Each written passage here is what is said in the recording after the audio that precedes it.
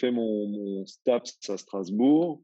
Donc j'ai fait le DESS qui est devenu master préparation physique de l'université de Strasbourg dans les années 2000 avec Michel Dufour et Viviane Hervine.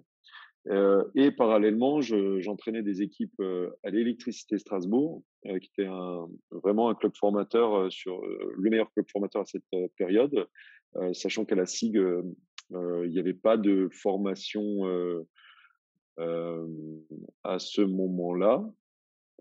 Et enfin, elle était moins poussée. Les meilleurs jeunes du niveau minime étaient sur l'électricité Strasbourg. Après, ça basculait au niveau des espoirs sur la SIG. Et à ce moment-là, j'entraînais voilà le club de l'électricité en Minime France. J'entraînais Minime France.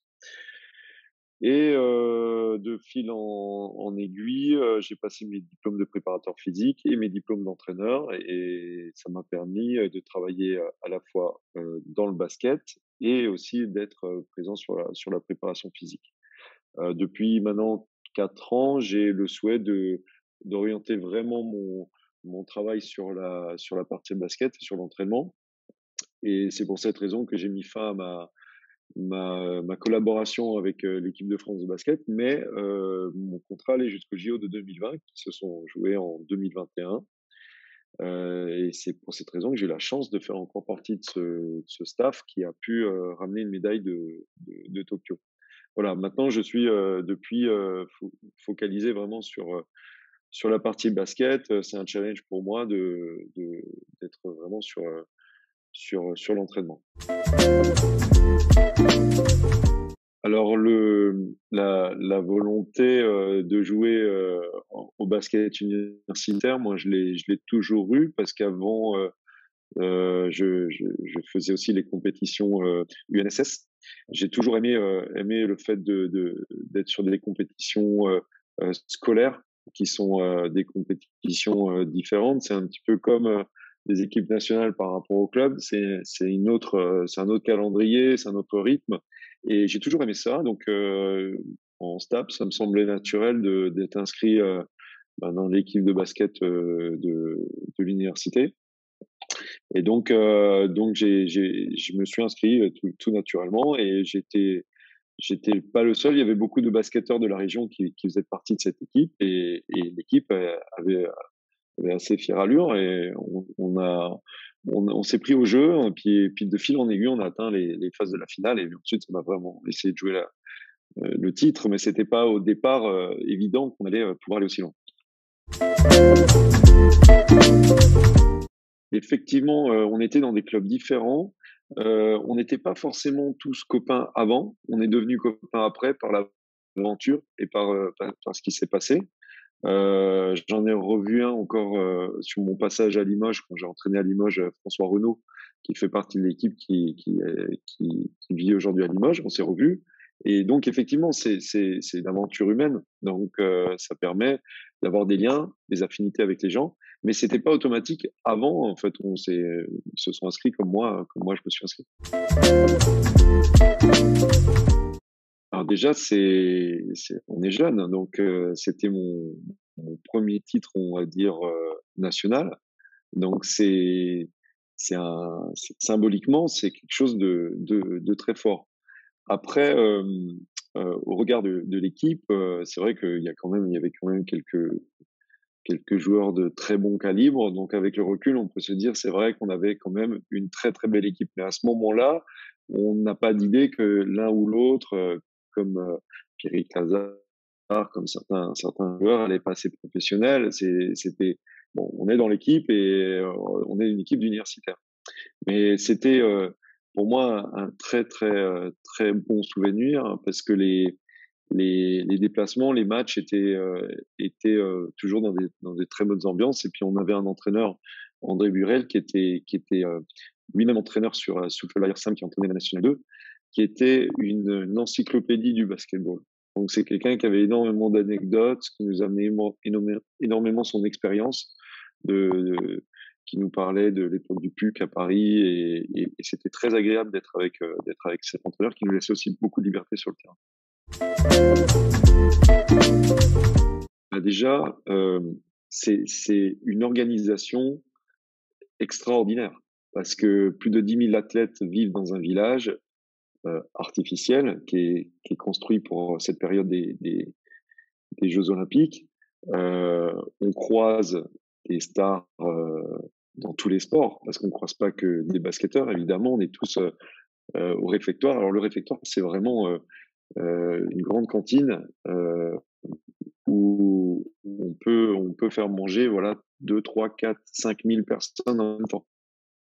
Donc c'est assez incroyable, avec déjà les tenues, voilà, les survêtements aux couleurs du pays, on reconnaît les sports, on reconnaît les athlètes.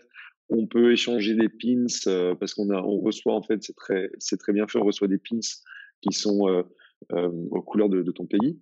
Donc, on peut échanger un pins avec l'Espagne, avec, voilà, ça permet de discuter quelques minutes, avec, d'autres athlètes ou d'autres, entraîneurs. On peut rencontrer aussi des entraîneurs et il y a une émulation et on sent aussi, au fur et à mesure de la compétition que on va pouvoir suivre, par exemple, je sais pas, la finale du 100 mètres et puis, quand l'athlète, revient dans le village, il est acclamé, donc, les gens le félicitent dans la rue.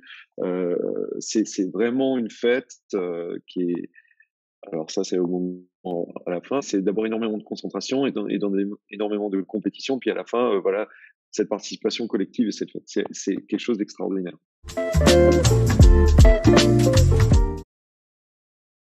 Alors il y en a effectivement, on a la chance, de rester sur toute la durée. C'est une compétition qui est longue, alors qu'énormément d'athlètes viennent pour quelques jours parfois à Tokyo pour, pratiquer leur sport et repartent, tout de suite après leur compétition, parfois déçus. Et nous, on reste vraiment sur une longue période. On a aussi des athlètes qui ne passent pas inaperçus.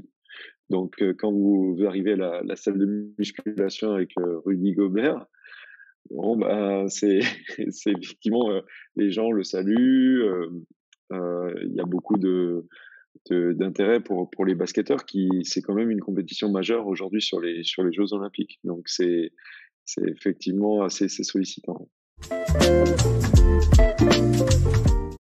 Ben, c'était assez compliqué déjà de travailler en fait, sur le site, à Tokyo étant donné qu'avec les mesures sanitaires, il y avait beaucoup de limitations dans les déplacements, voilà, les salles de musculation, il fallait pouvoir, garder, les distanciations. Donc, au niveau du choix des appareils, on est avec les autres athlètes, hein. On n'a pas un créneau réservé où on peut arriver avec l'équipe et travailler. Donc, il faut, heu, il faut s'adapter.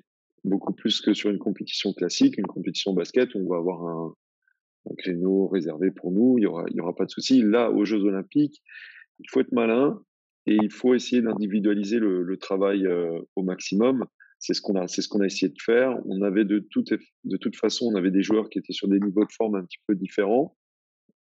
Donc on a essayé de moins réfléchir en termes de planification d'équipe et de groupe et de plus réfléchir en termes de comment individualiser le travail au mieux pour que chaque athlète soit prêt à jouer et puis jouer dans les meilleures conditions, donc on a été moins sur une logique d'équipe et plus sur une logique, individuelle. Alors là, ça pour le coup, ça on était très, très focus parce que les athlètes, on les voyait quand ils rentraient au village après les compétitions, mais avec le Covid, on n'a pas pu voir d'autres compétitions. Donc, à la différence des Jeux olympiques de Rio où on pouvait aller voir du handball, on pouvait aller au stade d'athlétisme, ça c'était possible. Là, ça n'était pas possible. Donc, il fallait rester dans le village. On n'a par exemple pas eu le droit de visiter Tokyo. Donc, on a été vraiment confinés, voilà, dans le village. Les tests sanitaires, donc tests salivaires et tests nasaux pour nous, le staff, tous les jours. En plus, parce qu'on a été cas contact dans l'avion, on a eu un passager qui était dans notre allée qui a été testé positif, donc ils ont décidé de nous maintenir au village, mais de nous imposer plus de tests. Donc on avait des tests PCR tous les jours. Les entraînements se faisaient dans des salles qui étaient relativement éloignées du village, donc on avait des déplacements. parfois qui étaient assez longs en bus pour aller sur les salles d'entraînement. Tout ça mixé, si vous avez 2 entraînements par jour, un le matin, l'après-midi, le temps du repas où c'est assez long de vous organiser, le temps du repas le soir et ensuite les séances de vidéo et les meetings, vous avez quasiment votre journée.